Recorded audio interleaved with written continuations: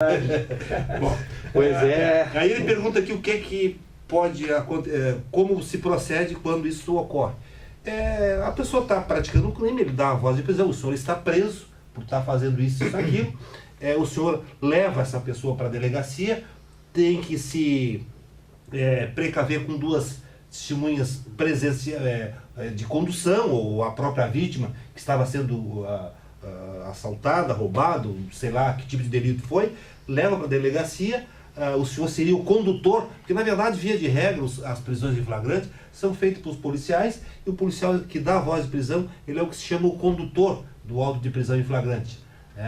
E então, nessa hipótese, o senhor vai ser o condutor desse elemento que estava cometendo o crime, e o senhor leva também a vítima para confirmar o fato ocorrido, e lá o delegado tem a obrigação de lavrar a prisão em flagrante, se estiver configurados os elementos do delito em flagrante. E a pessoa, dependendo também da gravidade do delito, o delegado pode encaminhar ao presídio central essa pessoa. E chega lá, não tem vaga. E aí? Essa questão da coragem, muitas vezes, acho que é a principal situação aí, porque muitas vezes a gente vê cada coisa aí na rua, né? E até chamando um pouco assim a questão corriqueira. Semana atrás aí eu estava na esquina do comércio onde tem o meu sogro ali, e 3 meliantes ali foram lá e assaltaram uma moça, levaram a bolsa. Eu vi, como é que eu vou dar uma prisão flagrante? E eu saí correndo também. Eu saí correndo por lá, justamente porque o cidadão comum, ele não tem as mesmas armas, né? Ou seja, os mesmos artifícios que a polícia devidamente está equipada, né? A Brigada Militar, que muito honrosamente e arduamente trabalha na rua aí, fazendo esse policiamento ostensivo. Então, se a brigada muitas vezes não consegue, como é que o cidadão comum vai conseguir? Então, isso está na lei, mas infelizmente é uma coisa difícil. Isso aqui realmente faz parte da Constituição Federal, seu Mário Eduardo Pinheiro. E ela existe. Agora, como disse a doutora Luísa, que acima de tudo tem que enfrentar o bandido, porque pode o bandido chegar lá na frente do delegado e dizer, não sou eu, é ele, aí já cria uma confusão. Mas agora, respondendo seriamente o que o senhor perguntou, pode estar na lei. Se o senhor presenciar alguém cometendo algum delito, o senhor pode dar voz de prisão. É evidente que a autoridade policial, o agente da autoridade, tem outros meios. Ele chega, se identifica como policial, é outra coisa. O senhor vai ter que se identificar como cidadão e dando voz de prisão, e realmente existe isso na Constituição Federal. O senhor está amparado por lei. Só que, como disse o doutor Aloysio, é bem mais complexo, né? Sobre esse fato aí, eu já há uns 20 anos atrás, me aconteceu um fato semelhante. Eu presenciei uma briga entre pessoas com arma branca, com faca, e uma das pessoas esfaqueou a outra, e nesse meio tempo chegou a Brigada Militar e recolheu, encaminhou os litigantes, os confrontantes, para a delegacia, e eu fui junto como testemunha ocular, e lá o delegado me incluiu no flagrante como condutor. Como se tivesse, na verdade não tinha dado voz de prisão. Eu presenciei todo o fato ocorrido, porque ele disse que a polícia chegou lá, o fato já tinha ocorrido, então ele não podia, um policial militar, ter dado a voz de prisão, porque já tinha acabado o fato todo. Então, uma situação um pouco tem uma questão interessante, né? Porque muitas vezes é o que acontece, né? Várias pessoas verificam e depois pode chegar a Brigada Militar. É interessante. Eu não dei a voz de prisão lá na hora, mas dei quando chegou na delegacia. Não, quando já estava algemado, agora tu está preso. Agora tu vai pra cadeia. Além de algemado, tinha 2 policiais segurando. E estava com uma venda nos olhos, né? Mas eu acho o seguinte, agora, sinceramente, eu acho que não se deve, o cidadão comum não deve, ele deve se abster da voz de prisão, porque ele pode correr risco de vida. É verdade. Não, ele não pode ser omisso. Eu jamais seria omisso se eu visse alguém assaltando, tendo um policial perto, vou lá, chamo e eu vi. Mas aí é diferente. Uma situação é tu chegar lá e encarar o bandido. Outra coisa é tu chegar e... Não, porque no mundo atual... Vou chamar a brigada. No mundo atual, como nós vivemos, o bandido tem mais direito que o cidadão. O cidadão honesto. Além de risco, né? Como diz ali, aquela senhora idosa que nós falamos há 87 anos, matou um, está correndo risco de responder um processo crime. Se nós vamos dar voz de prisão para um bandido e ele tem uma arma, ainda vai virar herói nacional. Estamos guiando as coisas, né? Estamos encerrando esse bloco, voltamos em seguida. Comunicando Direito. Apoio Cultural JHS Advogados Associados e Consultoria Empresarial. Dr. Jairo Hamilton dos Santos, Avenida Assis Brasil, 6.203, Conjunto 204 e 205. Fone 33 44 45 25. Asticom Assessoria Tributária e Contábil. Serviços contábeis em geral. Dr. Aloísio Martins, Doutora Ângela da Silva, Avenida Assis Brasil, 6.203, Conjunto 303.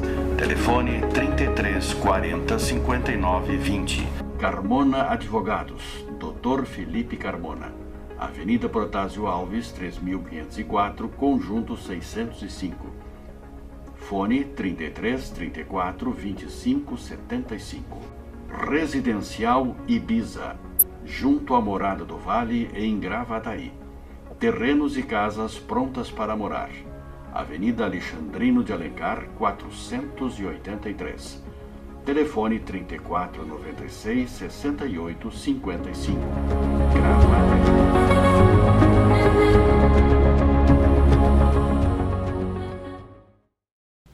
Estamos de volta comunicando direito com a presença do Dr. Jairo Hamilton dos Santos e Dr. Felipe Carmona à minha esquerda e à minha direita o Dr. Aloísio Martins. Voltando às perguntas, eu passo a palavra ao nosso amigo que entende do site. Pede e está colhendo as perguntas dos nossos telespectadores via site. É isso? Então vamos lá. É isso aí. Então tá. Vamos lá então. Aqui uma telespectadora que não se identificou diz assim, ó.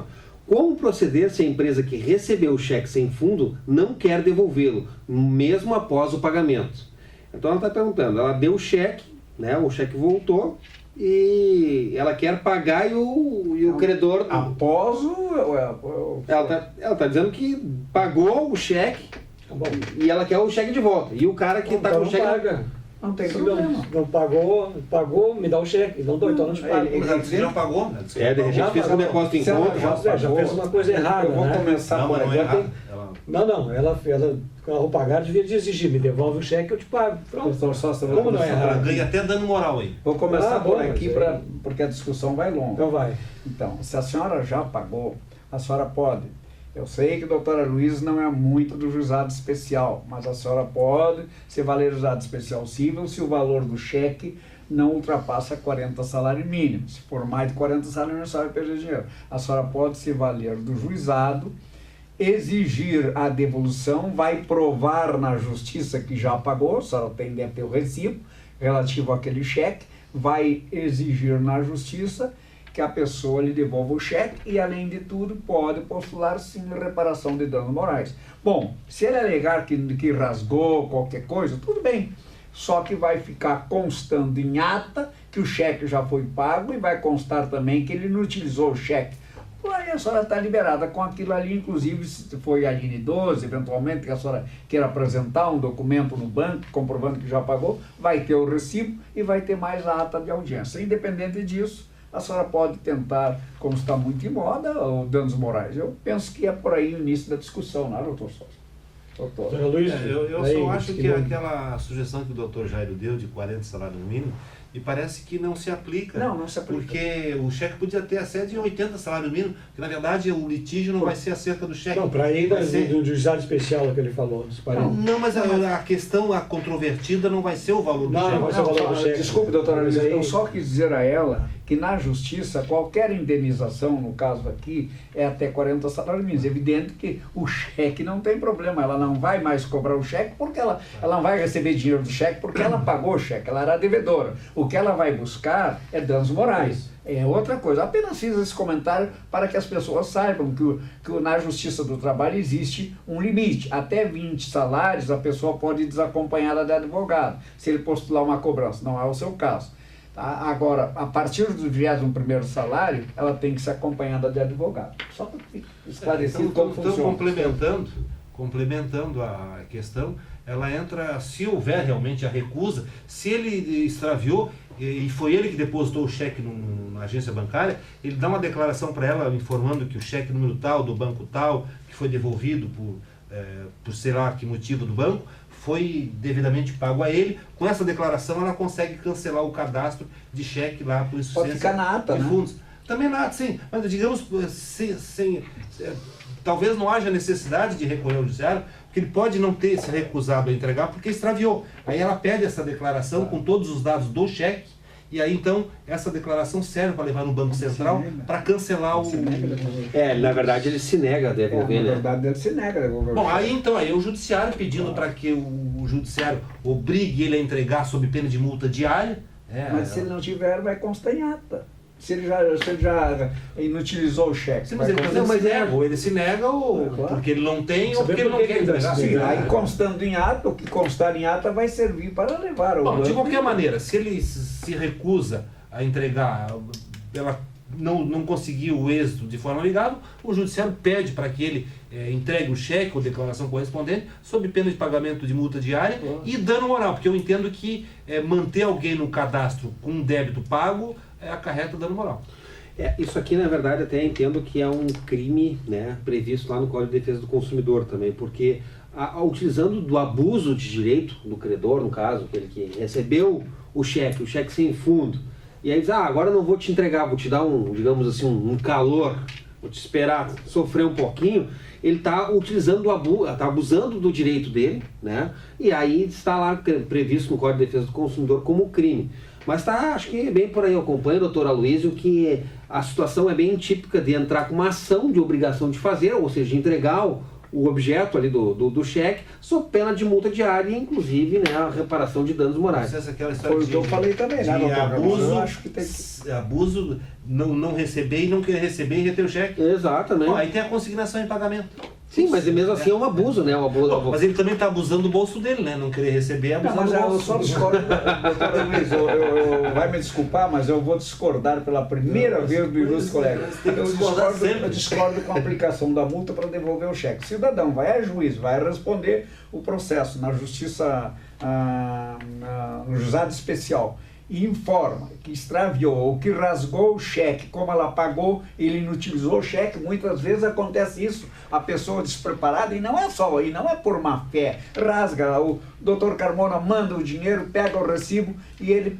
vai lá e inutiliza o cheque, terminou por aí. Então, a multa, me parece, não é. Se ele declarar judicialmente que ela já pagou e que ele não tem mais o cheque porque ele extraviou o cheque, aquela ata de audiência vai servir para qualquer implicação que ela tenha em qualquer banco. É o documento hábil. Por isso, eu entendo que o juiz não pode dizer assim, não, o senhor vai ter que entregar o cheque sob pena de uma multa diária, se ele já não tem mais o Doutor cheque. Jair, a multa diária é para obrigar a entrega se ele não quiser Se recusar, o judiciário não pode chegar e pegar o cheque do bolso dele e entregar para ela. Não, é aquela situação, né? O juiz decide lá, eu defiro liminarmente a entrega do cheque. Aí ele não quer entregar, ele diz, não vou entregar agora, eu vou ficar esperando aqui, a audiência daqui 60 dias, eu vou só entregar lá. Não, ele já quer receber o cheque dele para livrar o nome dele, digamos A assim. única forma que o judiciário tem de fazer sua decisão ser cumprida é a aplicação da pena diária. Não, mas o problema não E eu acho que tem que ser assim mesmo, porque... O doutor Sócio está entendendo. O que eu estou dizendo é o seguinte, se a pessoa chega na audiência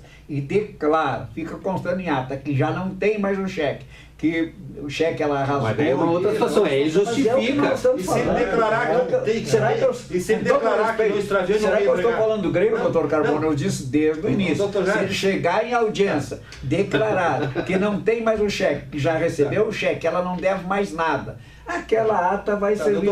E se ele chegar e disser que tem um cheque, não Não, quer mas entregar aí é outra coisa. Aí tem que diária, multa diária. Aí Multa sim. diária. Aí o judiciário tem a coerção de fazer ele entregar. Agora o senhor concordou. Não, mas aí... obrigado, Arnaldo César Coelho. Agora ele concordou. Não, mas se ele tem a justificativa, tudo bem. Agora, se ele não tem... Doutora Luiz, em outras palavras, o senhor concordou comigo também. Se ele chegar, agora só se ele for chegar e falar, eu tenho cheque, mas não vou devolver, vou castigar. isso, Aí o senhor doutor tem que pagar multa e muita multa. Não. Pagar multa não, ele tem que ir pra cadeia.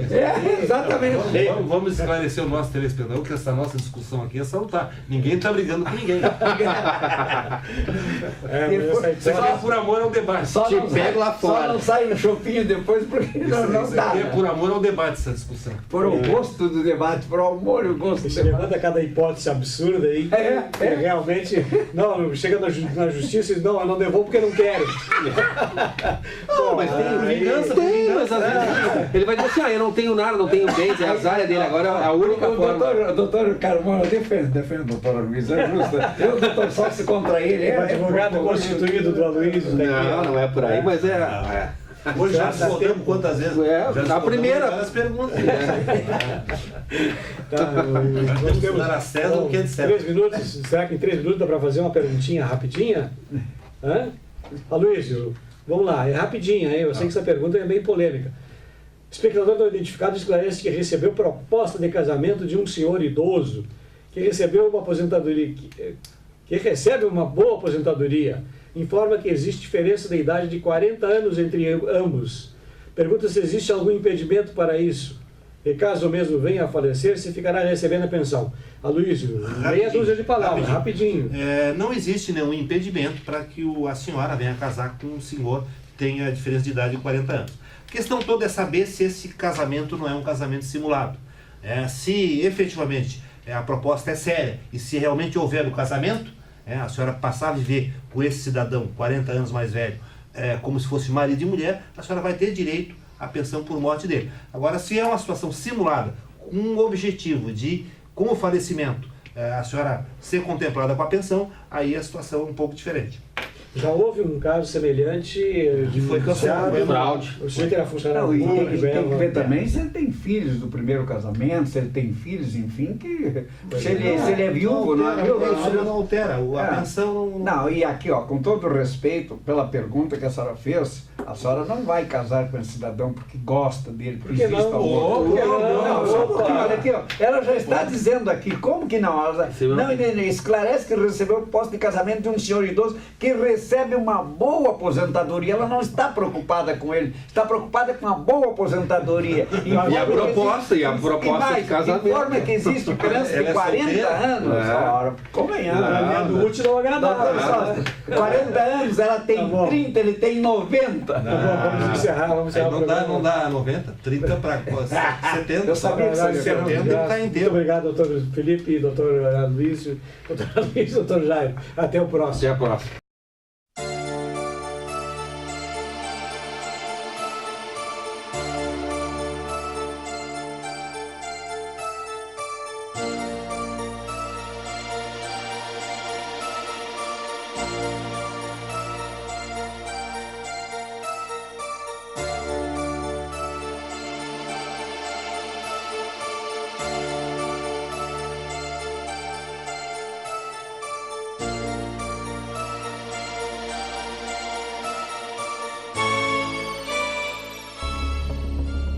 Comunicando Direito.